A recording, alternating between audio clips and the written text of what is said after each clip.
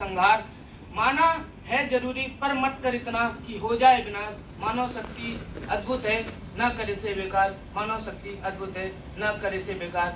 आदरणीय जजेस, सम्मानीय शिक्षकगण और मेरे मित्रों, मैं A3 आज आर्टिफिशियल इंटेलिजेंस विषय पर अपने विरोधात्मक विचारों को आपके समक्ष प्रस्तुत करना चाहता हूँ। जैसा कि आप सबको पता ही है, मानव जाति ही ऐसी जाति है इस सृष्टि पर कि जिसे प्रकृति ने सोचने, समझने, संवेदनशीलता, बुद्धि से परिपक्व किया है।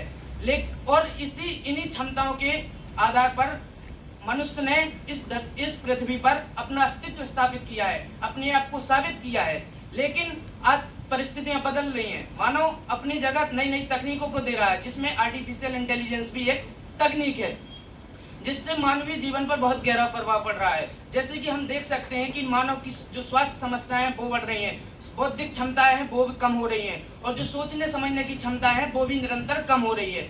हार्वर्ड महाविद्यालय ने 2011 में एक शोध किया जिसमें उसने बताया कि जिसमें उसने गूगल इफेक्ट के बारे में बताया कि मोबाइल और मोबाइल एप्लीकेशन ज्यादा उपयोग करने से कैसे इंसान के अंदर बौद्धिक क्षमता कम हो रही है। ऐसा ही एक शोध लंदन महाविद्यालय ने किया जिसमें उन्होंने बताया कि जीपीएस सिस्टम उपयोग करने से किस तरीके से मनुष्य के अंदर याद रखने की क्षमता कम हो रही है। और ऐसे ही वर्ल्ड हेल्थ ऑर्गेनाइजेशन का एक रिपोर्ट है जिसमें उन्होंने बताया कि इस दुनिया में जितने भी मानसिक रोगी हैं उसमें से 82% वो लोग हैं जो मोबाइल, कंप्यूटर या फिर आर्टिफिशियल इंटेलिजेंस जैसी नई तकनीकों का उपयोग कर रहे हैं। अब आप ही मुझे बताइए कि यदि हम आर्टिफिशियल इंटेलिजेंस को अपना भविष्य मानते हैं तो दूसरी ओर हमारा जीवन भी तो खतरे में डाल रहा है। और चलिए आपकी बात मान भी लेते हैं कि हमें फायदा करता है, तो आप ये बताइए पहले मानव की औसत उम्र कितनी थी? 70 से 80 वर्ष, लेकिन आज कितनी हो गई है?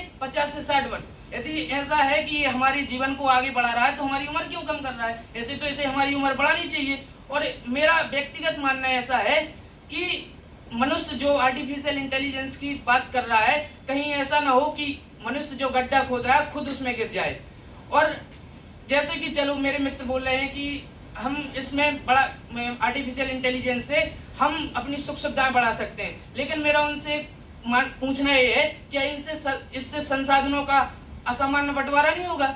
जैसे कि एक रिपोर्ट में वर्ल्ड इनइक्वालिटी रिपोर्ट में बताया गया है कि वेगस जो यूनाइटेड स्टेट का एक शहर है उसमें 50 से 70% लोग बेरोजगार हुए हैं केवल आर्टिफिशियल इंटेलिजेंस